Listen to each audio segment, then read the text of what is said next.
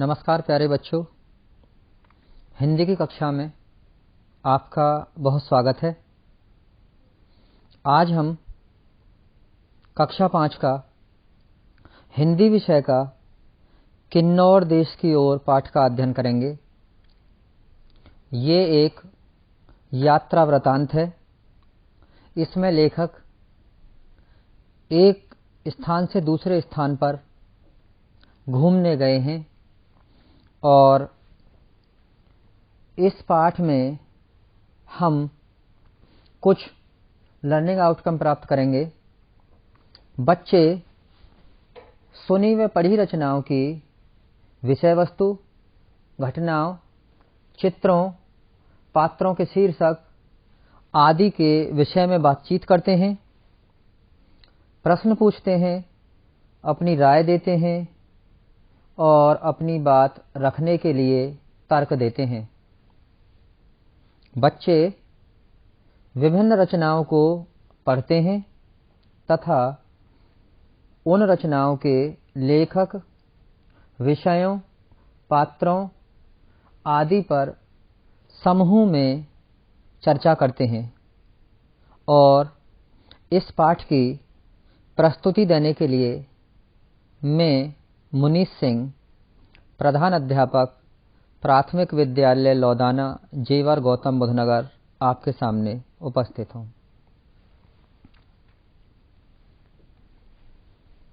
हम पहले इस पाठ के किन्नौर देश की ओर के लेखक का परिचय जान लेते हैं। इस पाठ को राहुल सांकृत्यायन ने लिखा है।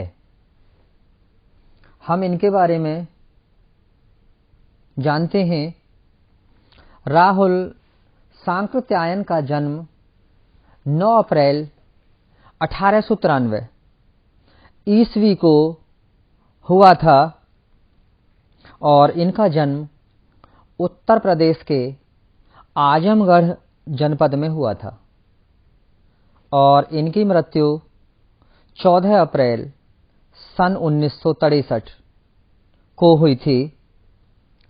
ये हिंदी के प्रमुख साहित्यकार थे। राहुल सांकृत्यायन ने देश विदेश की यात्राएं की एवं हिंदी में यात्रा वृतांत को साहित्य की मान्य विधा के रूप में स्थापित किया। इन्हें घूमने फिरने का बहुत शौक था। ये 36 भाषाएं लिख पढ़ और बोल सकते थे। बच्चों, जैसे हम हिंदी लिखते बोलते या अंग्रेजी लिखते हैं, कुछ बोल भी लेते हैं, संस्कृत लिखते हैं और बोलते हैं, ऐसे ही राहुल सांकृत्यायन को 36 भाषाओं का ज्ञान था, लिखने का, पढ़ने का और बोलने का। वोल्गा से गंगा, मेरी जीवन यात्रा इनकी प्रमुख कृतियां हैं। राहुल जी ने कहा है, सैर कर दुनिया की गाफिर, सैर कर दुनिया की गाफिर, जिंदगी फिर कहाँ, जिंदगी गर कुछ रही तो नौजवानी फिर कहाँ। ये कहते हैं कि तुम्हें सैर करो दुनिया की, यानी अगर घूमना चाहते हो, पैसा है, समय है, तब घूम फिर लेना चाहिए, सैर कर लेनी चाहिए। जिंदगी फिर कहाँ, अब जिंदगी एक बार मिली है, फिर पता नहीं क्या होगा। जिंदगी अगर कुछ रही, अगर जिंदगी है भी हमारे पास में, फिर नौजवानी फिर कहाँ। हम जो घूम फिर सकते हैं वो केवल जवानी के दिनों में। जब हमारी उम्र ज्यादा हो जाती है फिर तो शरीर में कई बार रोग भी आ जाते हैं और घूमने फिरने का उतना मन नहीं रहता। हम इस पाठ किन्नौर देश की ओर को पढ़ेंगे। बच्चे भी अपनी किताब खोल लेंगे और हर शब्द पर उंगली रख रख के मेरे साथ इस पाठ को पढ़ेंगे। किन्नौर देश की ओर रामपुर हिमाचल प्रदेश में स्थित, ये रामपुर हिमाचल प्रदेश में है। ये एक हिमाचल पहाड़ी प्रदेश है। रामपुर से 17 मई को प्रस्थान किया। राहुल सांकृत्यायन ने हिमाचल प्रदेश के रामपुर शहर से 17 मई को प्रस्थान किया। यद्यपि मेरे पास एक ही खच्चर का सामान था, किंतु पहाड़ में अकेला खच्चर ले नहीं जाया जा सकता, इसलिए सामान के लिए 2 खच्चर और सवारी के लिए एक घोड़े का प्रबंध किया था। अभी कुछ दूर ही गए होंगे कि घोड़ा ठमकने लगा।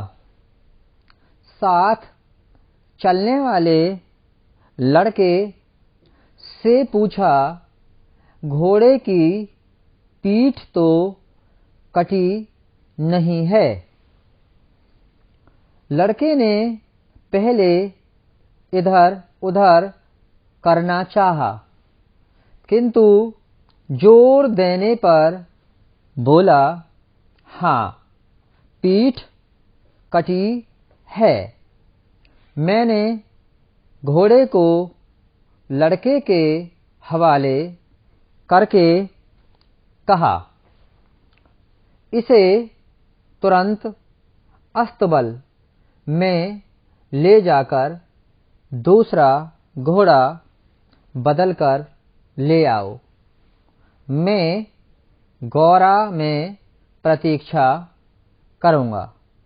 राहुल जी ने जाने के लिए घोड़े का प्रबंध किया और घोड़ा कुछ दूर चलने पर ही ठमकने लगा, रुकने लगा। तब लड़के ने बताया कि हाँ, घोड़े की पीठ कटी हुई है। फिर राहुल जी ने कहा कि इस घोड़े को अस्तबल, जहाँ घोड़े बांधे जाते हैं, वहां जाकर बांध दो और बदल कर दूसरा घोड़ा ले आओ। 3-3.5 घंटे में गौरा डाक बंगले में पहुंच गया। राहुल जी को रामपुर से चलकर गौरा डाक बंगले में पहुंचने में 3 से 3.5 घंटे का समय लग गया। गौरा रामपुर से 2500 फीट से अधिक ऊंचा है, इसलिए रास्ते में चढ़ाई भी पड़ी। 2-3 घंटे में घोड़े के आ जाने की पूरी उम्मीद थी, किंतु घोड़ा कहाँ आने वाला था।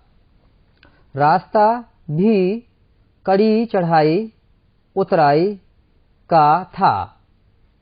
धूप भी तेज थी, मत पूछिए अंतिम 4 मील ने क्या गति बना दी।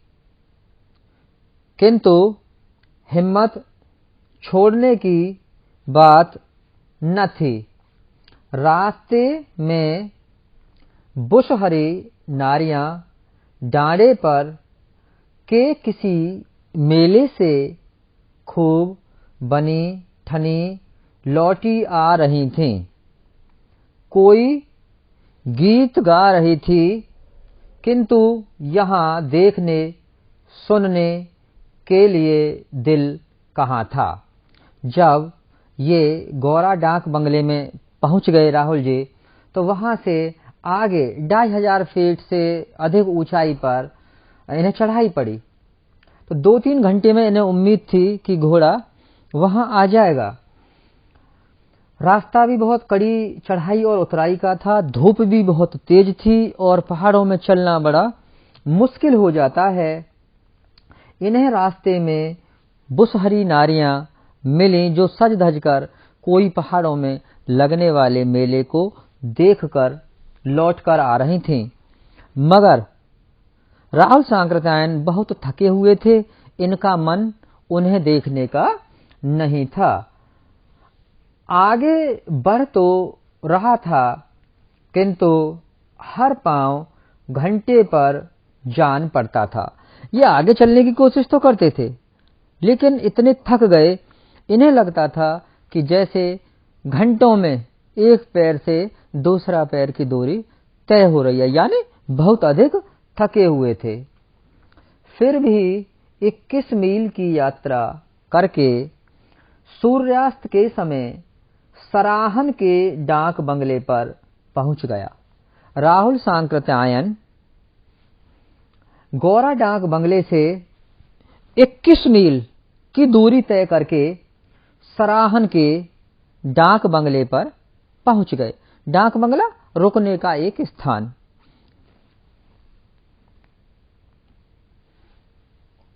बंगला बंद था। ये सराहन के बंगले पर पहुंचे, मगर बंगला बंद था, वहां कोई नहीं था। मालूम हुआ चौकीदार साहब मेला गए हुए हैं। जहां से वो नारियां लौटकर आ रही थीं जिस मेले को देखकर, उसी मेले को देखने के लिए डाक बंगले का चौकीदार साहब वहां गए हुए थे। आज रात को शायद ही लौटें, और चौकीदार साहब की उम्मीद रात को लौटने की कम थी। खैर, कोली बूढ़ा कुछ बीमार था, इसीलिए वह मेला न जा सका था। नहीं तो उस थकान में 7000 फीट की ऊंचाई पर रात में बाहर घास पर बैठना बहुत प्रिय नहीं लगता। 7000 फीट की ऊंचाई पर यह बंगला, और अगर रात में चौकीदार साहब वापस न आए तो फिर बाहर घास पर ही बैठना, लेटना पड़ता, जो कि इन्हें अच्छा नहीं लगता।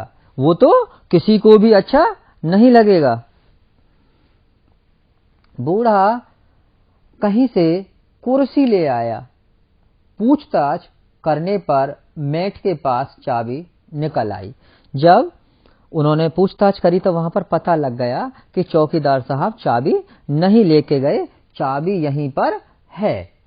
थोड़ी देर बाद दौलत राम भी खच्चरों को हाके आ पहुंचे। जान पड़ता था वह हमसे भी अधिक थके मांदे हैं। थोड़ी देर बाद उनके घोड़े भी आ गए, और पता लगा कि जो घोड़ों को ला रहे हैं वो राहुल सांकृत्यायन से भी ज्यादा थके हुए मालूम पड़ते हैं। दोपहर को छाछ भर पिया था। उन्होंने छाछ, जो कि दूध के बाद में जब हम गर्म करके और दही बना लेते हैं, दही से छाछ बनती है, कुछ लोग इसे मठावी कहते हैं, उसे राहुल जी ने पेट भर के दोपहर में पिया था।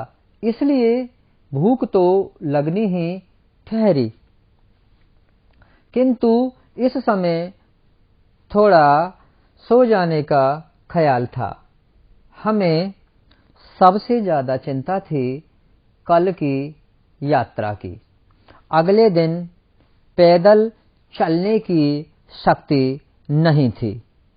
थके हुए थे तो उन्हें लग रहा था कि आज हम जल्दी से सो जाएं, शरीर को आराम मिल जाएगा। अगर कल पैदल चलना पड़ गया तो पैदल चलना हमारे बस की बात नहीं है। अभी हम किन्नौर देश नहीं पहुंचे, अभी 1 मील और चलना पड़ा। मान्यौरी की आई, यहां से हम असली किन्नौर देश में दाखिल हुए। यहां पर स्त्रियां ऊंट साड़ी पहने घूम रही थीं। ऊंट साड़ी को ऊनी साड़ी न मान लीजिए। यह काफी लंबा चौड़ा पतला कंबल होता है। वहां किन्नौर देश की स्त्रियों का ये अलग एक वस्त्र था जिसे ऊंड बोलते हैं, वो कंबल जैसा था। स्त्रियां दाहिना कंधा खोले कांटे से इस प्रकार पहनती हैं कि सिर को छोड़कर सारा शरीर ढक जाता है। किन्नौर देश की स्त्रियां पुरुषों की भांति टोपी लगाती हैं, जिसके 3 भाग होते हैं। कनपटे जाड़ों में नीचे गिरकर कंटोप का काम कर देते हैं। जैसे पुरुष टोपियां पहनते हैं, पहाड़ी टोपी अलग होती है, वैसे ही किन्नौर देश में महिलाएं भी टोपी पहनती हैं।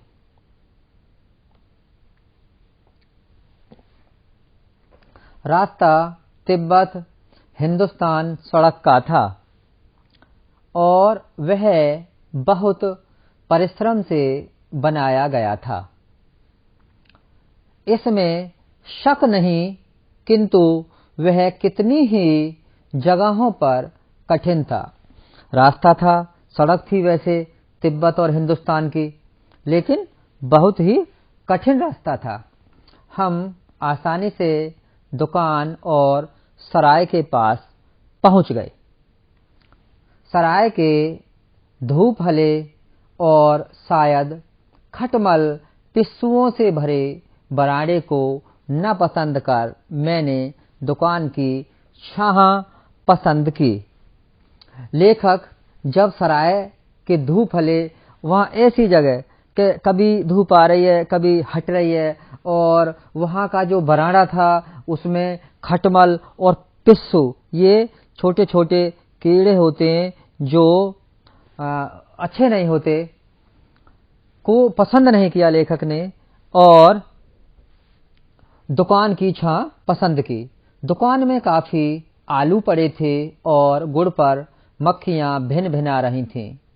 मेरे खाने खरीदने को वहां कोई चीज न थी। पास के कटे खेत में अपनी राबड़ी डाले खंपा पड़े थे। खम तिब्बत में चीन की सीमा पर एक प्रदेश है। शायद इनके पूर्वजों में से कुछ किसी समय खम से खाना बदोशी करने इधर आए हों। इन लोगों का कहीं घर नहीं है। वहाँ ये जो लोग थे ये ऐसे थे खाना बदोश, आज यहाँ कल कहीं और। इनका काम है छोटा मोटा सौदा खरीदकर इधर से उधर बेचना। ये व्यापार भी करते हैं। जाड़ों में ये मंडी, शिमला, हरिद्वार, दिल्ली तक पहुंचते हैं और गर्मियों में सतलज और गंगा की घाटियों से पश्चिमी तिब्बत ये व्यापार करते हैं और काफी दूर तक। पास में खड़े खंपा बच्चों को देखकर मैंने उनसे तिब्बती भाषा में कुछ कहा। उनके कान खड़े हो गए, यानी वो कुछ सचेत से हुए। उन्हें लगा कि एक बाहरी आदमी कैसे हमारी भाषा को बोल रहा है। एक तरुण और उसकी माँ पास आई। तिब्बती भाषा में बात करते देख उन्हें आश्चर्य हुआ। मैं बनिए के आदमी से पीने के लिए पानी मांग रहा था। तरुण ने कहा, मैं चाय लाता हूँ। यद्यपि मैं केवल ठंडा पानी चाह रहा था, किंतु तरुण के सत्कार को कैसे ठुकरा सकता था। माँ चाय बनाने चली गई। मैं तरुण से बातचीत करने लगा। मेरी दृष्टि उसके स्वच्छ, स्वस्थ और प्रसन्न मुंह पर थी। उन्हें देखकर मेरे मन में भी यह ख्याल उठा, इन्हीं की भांति निर्धन हो गधा, खच्चर और तंबू लिए एक देश से दूसरे देश में घूमूं। काश मैं 20 बरस का हो जाता, फिर इसी तरुण से कहता, लो दोस्त, अब मुझे भी अपने परिवार में शामिल कर लो। लेखक का मन भी खाना बदोश की तरह घूमने का है। शाम तक हमें नचार पहुंचना था। हम धीरे धीरे आगे बढ़े। अब चढ़ाई पूरी करने के बाद अब हम देवदारों के सुंदर वन में थे। सारे रास्ते का यह सबसे सुंदर भाग था। सारा पर्वत सदा हरे रहने वाले देवदारों से ढका था। बीच बीच में गांव भी मिले। एक गांव सड़क से नीचे पास ही था जिसमें मंदिर था। जो ये आप चित्र देख रहे हैं 18-20 खूंद का सुडरा गांव यही है। इसी के पास किसी गुफा में वाणासुर की भार्या ने 7 संतानों को जन्म दिया था। 23 मील की यात्रा पूरी करके 5:30 बजे हम नचार पहुंचे। वहां बंगले में रुके। रात को मैं इत्मीनान से सोया। लेखक रात को वहां आराम से सोए। वहां ढिल्लन साहब मिले। ढिल्लन साहब ने बताया इधर बहुत भालू हैं। वह आदमी को कम किंतु गाय भेड़ बकरी को मारकर खा जाते हैं। ज्यादातर काले भालू हैं किंतु ऊपर कंडों में भूरे भालू भी सुने जाते हैं। देर तक दिमाग तरह तरह के विचारों में डूबा रहा कि यह घोर जंगल है। यदि भालू इधर आ जाएं तो अंत में फिर नींद आ गई। भालू सपने में भी नहीं आए क्योंकि लेखक थक गए थे और थककर उनको गहरी नींद आ गई। सवेरे हाथ धोकर ढिल्लन साहब के यहाँ चाय पी। स्नान की बात मत पूछिए। सप्ताह में एक बार स्नान में यहाँ के लिए पर्याप्त समझता हूँ। ठंड बहुत पड़ती है वहाँ, नहीं तो हिमालय की पवित्र वायु का महात्म्य ही क्या रहेगा। नचार से 3 मील वारतू के पुल तक उतराई ही उतराई। वारतू बंगले पर कोई घंटा भर में पहुंच गए।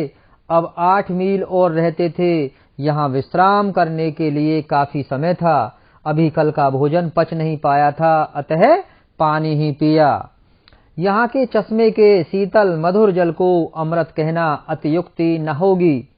बंगले के आसपास ऊंची नीची जमीन है। 2-3 चूली खुबानी के वृक्ष भी थे। 4 घंटा विश्राम करने के बाद चलने का निश्चय किया। अब हम शब्द अर्थ पढ़ेंगे। किन्नौर देश हिमाचल प्रदेश का एक रमणीक भाग जो तिब्बत की सीमा पर बसा है। अभ्यस्त जिसने अभ्यास किया हो। कुशल ठमकना, चलते चलते रुक जाना। खाना बदोश जिनका कोई घर ठौर ठिकाना ना हो। निर्दम्ब बिना दमदम के, बिना लड़ाई झगड़े के। सत्कार आदर सम्मान। अतियुक्ति बढ़ा चढ़ा कर कहना। भार्या पत्नी गत दशा महात्म्य महत्व चश्मा झरना। ये कुछ प्रश्न हैं, इन्हें आपको घर पर करना है। लेखक ने यात्रा में यातायात के किस साधन का उपयोग किया और क्यों। आपको पता है पहाड़ी क्षेत्र आने जाने की परेशानी थी, तो वहां पर लेखक ने घोड़ा और खच्चर का प्रयोग किया क्योंकि घोड़ा और खच्चर पहाड़ों पर आसानी से चल लेते हैं। थोड़ी दूर चलते ही क्या घटना घटी और इससे लेखक के किस गुण का पता चलता है। थोड़ी दूर चलते ही घोड़ा ठमकने लगा। तब लेखक को लगा कि इसकी कमर में कहीं चोट लगी हुई तो नहीं है। तो लेखक ने फिर उस घोड़े को प्रयोग नहीं किया और कहा कि इस घोड़े को अस्तबल में बांध के आओ और दूसरा घोड़ा ले आओ। इससे पता चलता है कि लेखक का पशुओं से प्रेम भी है और वो जीवों को पशुओं को कोई कष्ट देना नहीं चाहते। सराहन के डाक बंगले पर पहुंचते समय लेखक की दशा का वर्णन कीजिए। सराहन के डाक बंगले पर जब लेखक पहुंचे तो वो वहां बहुत ज्यादा थके हुए थे। देवदारों के घने वन में चलते समय लेखक के मन में क्या क्या विचार आ रहे थे। देवदार के घने वन में चलते हुए लेखक को बहुत सुंदर वो जगह लगी। जितनी यात्रा उन्होंने की उसमें सबसे ज्यादा सुंदर उनको देवदार के वन ही लगे। लेखक ने किन्नौर प्रदेश की स्त्रियों के पहनावे की क्या क्या विशेषता बताई हैं। जैसे पुरुष टोपी पहनते हैं वैसे ही महिलाएं भी टोपी पहनती हैं और वो एक ऊनी वस्त्र कंबल जैसा अपने कपड़ों के ऊपर पहने रहती हैं। सोच विचार बताइए, यदि आपको कभी पहाड़ों पर जाने का अवसर मिले तो आप क्या तैयारी करेंगे। अगर आपको कभी पहाड़ों पर जाने का मौका मिले या हमें मिले तो हम पहले वहां जाने के लिए जो हमारी जरूरत की चीजें हैं उनको एक बैग में रखेंगे। पहाड़ों पर सर्दी होती है तब हम वहां के लिए गर्म वस्त्र, ऊनी कपड़े रखेंगे। खाने पीने के लिए, नाश्ता के लिए जो चीजें हैं वो रखेंगे। और जैसे हम वहां जाएंगे तो हमको सुबह को ब्रश की जरूरत पड़ती है तो हम टूथपेस्ट और ब्रश, साबुन और नहाने के बाद में जैसे हम तेल, कंघा, हमें इनकी जरूरत होती है वो सारी चीजें हम रखेंगे। और अगर यात्रा में कभी हमको कुछ परेशानी रखे तो अब हम फर्स्ट एड बॉक्स के तौर पर कुछ दवाइयां भी, दर्द निवारक वगैरह ये रखेंगे। पहाड़ी जनजीवन और मैदानी जनजीवन में क्या समानता और क्या अंतर है। जो पहाड़ी जीवन है और मैदानी जीवन है उनमें समानता तो ये है कि वहां भी लोग रहते हैं और यहाँ भी लोग रहते हैं। पेड़ पौधे वहां भी हैं, पेड़ पौधे मैदानी भाग में भी हैं। मगर अंतर यह है कि वहां पर ऊंचा नीचा है और जो रास्ते हैं पहाड़ों के वो टेढ़े मेढ़े हैं, जबकि मैदानी भाग में ऐसा नहीं है। अनुमान और कल्पना, यदि रास्ते में खच्चर बीमार हो जाता तो लेखक अपनी यात्रा कैसे पूरी करते। यदि रास्ते में खच्चर बीमार हो जाता तब लेखक को बहुत परेशानी आती। पूरा रास्ता उन्हें पैदल तय करना पड़ता और अपना सामान भी उठाकर चलना पड़ता। लेखक को देवदार के सघन वन में चलने में बड़ा आनंद आ रहा था। क्यों? क्योंकि वो बहुत ही सुंदर जगह थी। भाषा के रंग, नीचे लिखे शब्दों को बोलते हुए अपनी कॉपी में लिखिए। ये आपको अपनी कॉपी में शब्द लिखने हैं। सांकृत्यायन, विद्याधर, निर्दवंदव, महातम्य, मान्योरी, क्वार्टर, घेगर, वार्तु। उदाहरण के अनुसार उपयुक्त शब्दों को जोड़कर वाक्य पूरा कीजिए। घोड़ा ठमकने लगा, बिजली चमकने लगी, ऐसे ही पानी बरसने लगा, पक्षी चहचहाने लगे, कुत्ते भौंकने लगे। अब ऐसे ही इन्हें भी हम पूरा कर लेंगे। कोयल, बादल और मेढक को। नीचे दिए गए शब्दों का अपने वाक्यों में प्रयोग कीजिए। अकेला, निश्चिंत, विश्राम, अभ्यस्त और हिमालय, इनको आपको अपने शब्दों में प्रयोग करना है। नीचे दिए गए वाक्यों को ठीक करके लिखिए। जैसे ले नहीं जाया जा सकता पहाड़ में अकेला खच्चर, तो इसे सही वाक्य बनाइए। पहाड़ में अकेला खच्चर नहीं ले जाया जा सकता। मालूम हुआ मेला गए हुए हैं चौकीदार साहब, इसको जब हम सही लिखेंगे तो मालूम हुआ चौकीदार साहब मेला गए हुए हैं। धीरे धीरे आगे बढ़े हम। पढ़िए, समझिए और करिए। ऊंची और नीची, इसे लिखेंगे ऊंची नीची। आगे और पीछे, आगे पीछे। अंदर और बाहर, अंदर बाहर। रात और दिन, रात दिन। आस और पास, आस पास। राजा और रानी, राजा रानी। अपनी किसी यात्रा के विषय में लिखिए। आप लिखेंगे अपने मम्मी पापा, दादा दादी, बड़े भाई से पूछकर मिलकर कि आप कहाँ गए थे। जैसे आप मामा के यहाँ गए थे या कहीं किसी रिश्तेदारी में गए थे, शादी विवाह में गए थे या कहीं घूमने गए थे, और किस साधन से गए थे, रास्ते में क्या क्या देखा था, उस स्थान की खास खास बातें क्या थीं। इस पाठ से मैंने सीखा कि हमें अगर समय है और हमारे पास अवसर है, सेहत सही है और पैसा है, तब हमको घूम लेना चाहिए, सैर करनी चाहिए। मैं करूंगी और करूंगा, इसमें हम अगर हमको मौका लगेगा तब हम सैर करेंगे, घूमेंगे। पहाड़ी यात्राएं, पहाड़ी यात्राओं में रास्ते बहुत टेढ़े मेढ़े और घुमावदार होते हैं। पहाड़ी रास्तों में सड़कों में एक तरफ पहाड़ और दूसरी तरफ गहरी खाई चलती है। धन्यवाद।